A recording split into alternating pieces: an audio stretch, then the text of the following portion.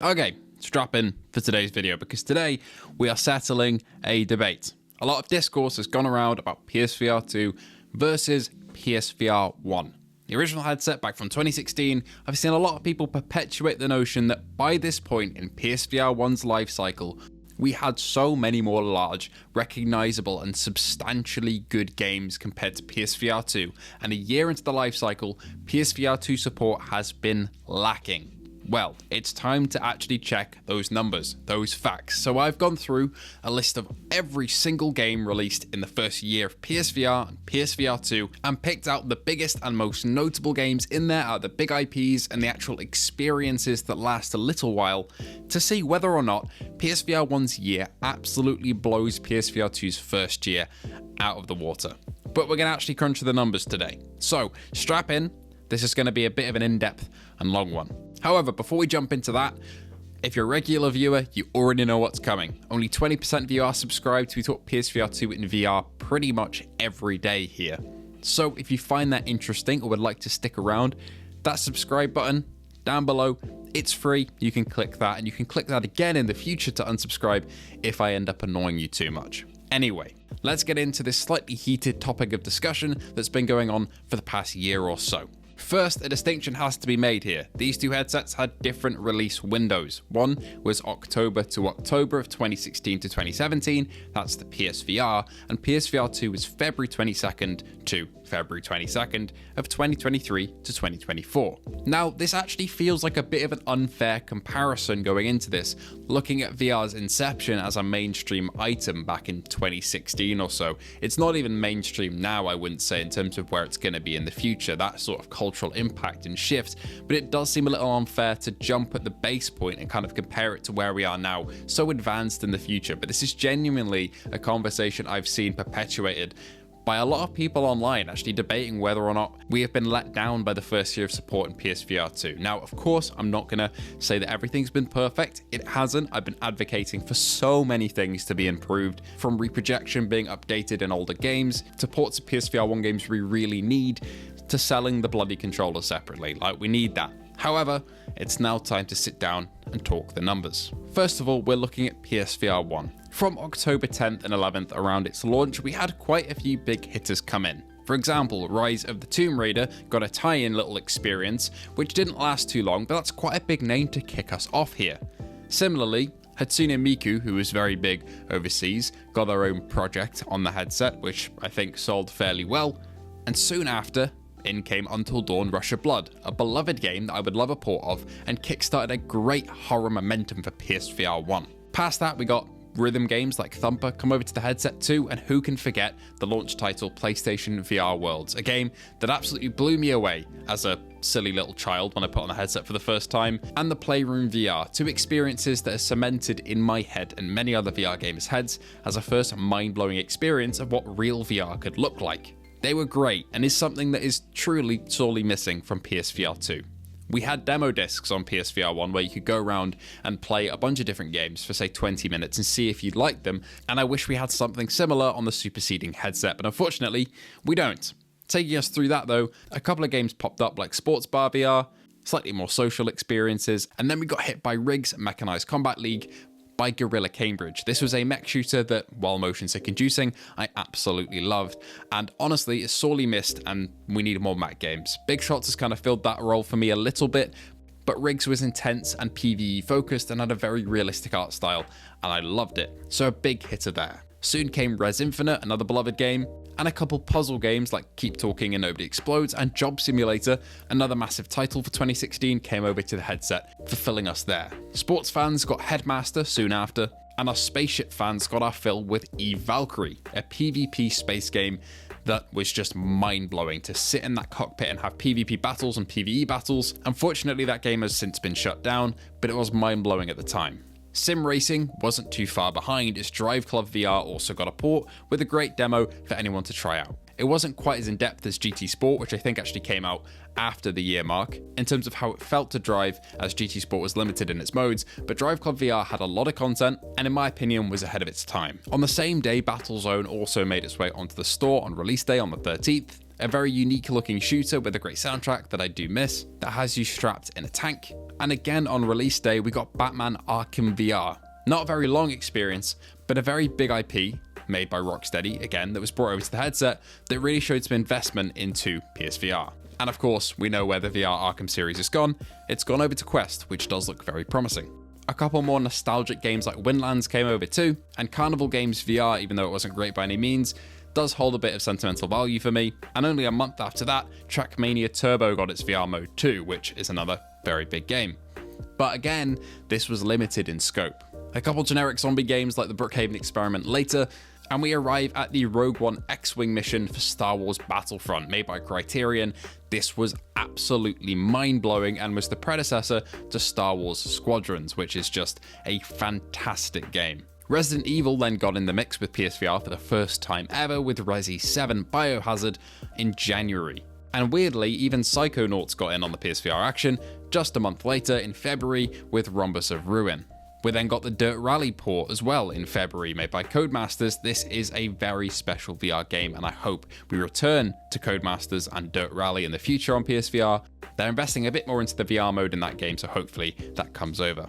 We'll have to wait until May for another big hitter where Farpoint came along, another game that holds sentimental value to me for sure, and I really hope gets a sequel. I was even hoping for it a couple months ago with that mystery teaser trailer that Sony put out for PSVR2. It's a one of a kind. It used the aim controller for the first time. We had our first peripheral drop that personally I don't think we need anymore because there is no need for it. We have controllers that just supersede the old stuff in every way. No LED light tracking with the weird squishy balls on the end of controllers like we used to have, but it was a really cool experience and I wish it got ported.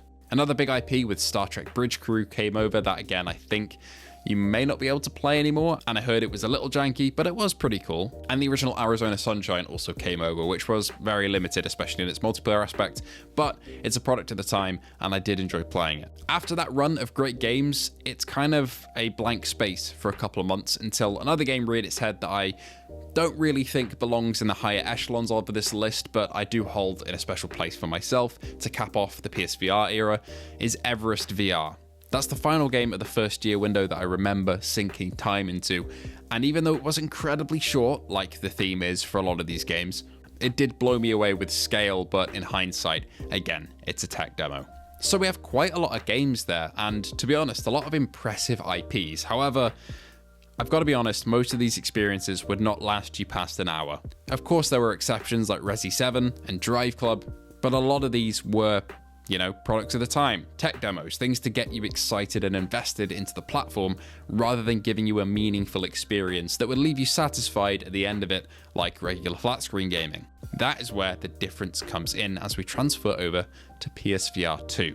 Immediately around the release window on release day, we had our co-op shooter filled with After the Fall, our city builder with Cities VR, a Dungeons and Dragons type game with Demeo come out, my quintessential sim racing experience with Gran Turismo 7's full VR mode for the entire game, Resident Evil 7 fully playable with full motion controls in VR, and exactly the same treatment to the classic space game No Man's Sky, giving hundreds of hours in VR, exploring and creating. And the massive IP of Horizon coming over to PSVR 2 with the flagship Horizon Call of the Mountain. All of these would offer 6 to 12 hour campaigns, a lot longer for GT7 if you're looking to complete that game. And even smaller indies like Demeo will give you a lot of bang for your buck and keep you coming back for hours. Similar things can be said for After the Fall and rising star at launch, Pavlov, a game that needs no introduction and has had a massive impact on the PSVR 2 scene. We also had our older ports as well. Job Simulator came over on launch day, along with Jurassic World Aftermath Collection as well. These are shorter experiences, but still do show a lot of promise in 2023. And we also got a couple of quote-unquote tech demo games, like Kayak VR Mirage. And while I do love that game, I do acknowledge the sentiment that a lot of people classify it as a tech demo, although it is getting an update soon. For fitness, we got Lemil's Body Combat, and for platforming fans, both Moss Book 1 and Book 2 came out on launch day, fulfilling that gap completely with some of the most polished third-person platforming and combat I've ever seen in VR. Of course, my personal favourite, The Light Brigade, also came out, offering hours of content in its amazing roguelite loop and awesome combat. And for all you survival fans, Song in the Smoke Rekindled also came on launch day. A truly underrated PSVR 2 game that I do need to get around to covering again sometime soon. A massive IP in Star Wars Tales from the Galaxy's Edge Enhanced Edition came over on launch day too, which just went on sale for about £12, an absolute steal.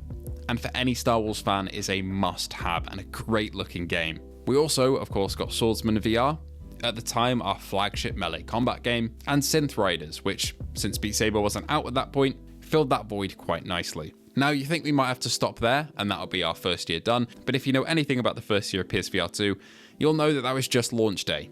All of that came on launch day, and that's barring some of the smaller games as well. I have cherry-picked out both of these lists, kind of the big ones that people remember that had impact, and we'll continue past launch day now.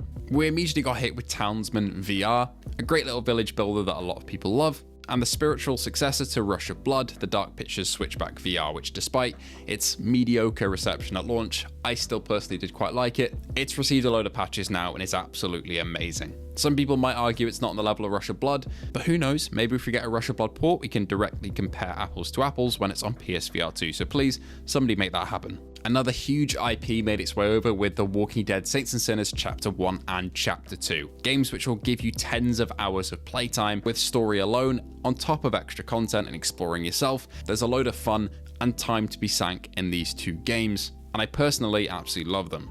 Of course, we also got fan favourite Walkabout Mini Golf, which has just been incredible to see how it's expanded over that year. And for you puzzle and sci-fi fans, Red Matter 2, and just for you puzzle fans, Humanity. We also got the port of Red Matter 1 as well, and both of those games were absolutely stunning and still some of the best looking games on the entire headset. PSVR 1 Classic Budget Cuts Ultimate also got ported over, along with another PSVR 1 game, Until You Fall, with a couple of improvements to make it worthwhile on the new headset, along with another sci-fi adventure, Hubris, which despite being a little shorter, about 5 hours compared to the other games on the list, was still a great visual showcase and a lot of fun with the combat. We weren't missing any sports games either, as C-Smash VRS, probably the best sports game on the entire headset I would say, came in the first year as well, along with In Dreams' big hitter Synapse, which despite being a little short I will admit, packs an absolute punch with its great eye-tracked mechanics. Speaking of sports fans, we got VR Skater as well, a very high octane and difficult skating sim, and on top of that we also had Firewall Ultra, a game that I was really excited for, and it disappointed me greatly. I should probably cut that out of the video since it doesn't really count as a great game, but I won't because it hurt me on a personal level. Adding on to the survival situation, we also had Green Hell VR, and on top of the shooter situation, we also got Alvo too, with a free upgrade from PSVR 1 if you owned it then. For sword combat and PvP, Broken Edge made its way over to the headset later on in the year, along with Hellsweeper 2, which now has been updated, so it looks absolutely phenomenal. For all you people who like to sit there, take drugs, and then watch VR experiences, Paper Beast also came out in the first year, which is just a fantastic, beautiful, and absolute crackhead energy game that I just love. The Stellaris franchise also made its way over to PSVR 2 with Ghost Signal, a great roguelike that I revisit often for its sights and sounds. We also got a port of the 7th Guest VR, which was received very highly, along with a port of Ghostbusters Rise of the Ghost Lord, which wasn't as received very highly, but still I think is a fairly solid game if you're a fan of the franchise. Speaking of franchises, Isaac Asimov's Journey to Foundation came over as well, offering a very long and dialogue-intensive story, with many choices to be made. The Foglands also got announced at a PlayStation Showcase, along with Beat Saber, both to be released with some issues, with Beat Sabers being ironed out with frame rate issues over the next couple of weeks, and the Foglands taking a little while longer because it wasn't received very well at all, but I do forgive it because they've tried their best to patch that one up. Another big IP with Peaky Blinders, The King's Ransom, came over in the first year, along with another franchise, Vampire the Masquerade, with the entry Justice coming to PSVR 2, which I personally loved with its great parkour. We got sleeper hits like Barbaria in this opening window as well, along with not so sleeper hits like Five Nights at Freddy's Help Wanted 1 and 2 within the first year as well, giving horror fans something to chew on. In this time as well, Among Us VR, another massive VR game for the younger audiences, came over, which I personally have also had a lot of fun with friends. A bit of a sleeper hit as well for me was Ancient Dungeon, which came out in the first year, offering endless replayability, amazing visuals, and also the promise of multiplayer in the future. We got the entirety of Resident Evil 4 ported as well, which is just mind-blowing, and that was actually my PSVR 2 game of the year for last year. Now, if you ask me what my favourite PSVR 2 game is, that will flip-flop all of the time depending on what I'm playing, but at that time, at the end of the year, I felt Resident Evil 4 VR had made the strongest impression on me out of the lot, and I came away blown away. We're not stopping there though, because Breach has also made its way over, the flagship Rainbow Six-like game that kicks my ass every time, but I love it, and it has plenty of potential to put hundreds of hours into it if you're that dedicated with an active player base.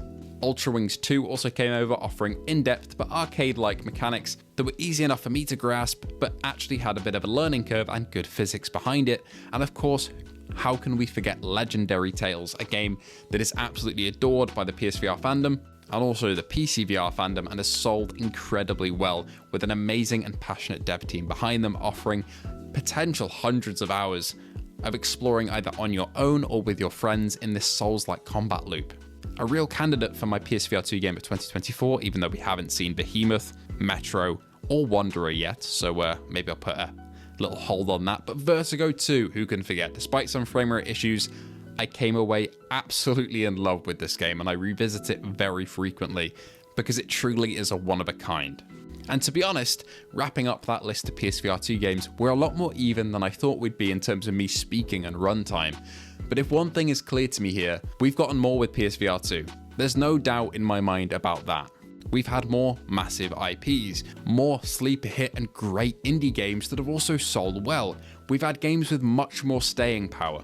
There were so many releases on PSVR 1 in that first year especially that would come out, have a bit of buzz and fade away. But we've seen longevity with PSVR 2 titles, and that is also what is important. But in terms of sheer releases that have made an impact and have been good, I think PSVR 2 takes the cake here as well. Now, this is not to degrade the old headset at all. It came out in 2016, it's a product of its time, of its limitations, but I just wanted to put this topic to bed once and for all. Of course, you're free to disagree, so please feel free to do that in the comments below and explain your justification. I'd love to hear that. But personally for me, the first year of support for PSVR 2 takes the bloody cake. Let's look forward to the future, since there have been many good releases since February of 2024, and many more to come for the rest of 2024 as well. Thank you all for watching. Thank you to our patrons Luke Bentley, Phil Irving, Zeet Mirza, Ace Gamer, Hippie Pickle, and our YouTube member, Jin007, a license to chill. If you want to join the YouTube membership or Discord, the links are all below. So thank you all, and I hope to see you all in the next one. I'm going to go give my voice a rest.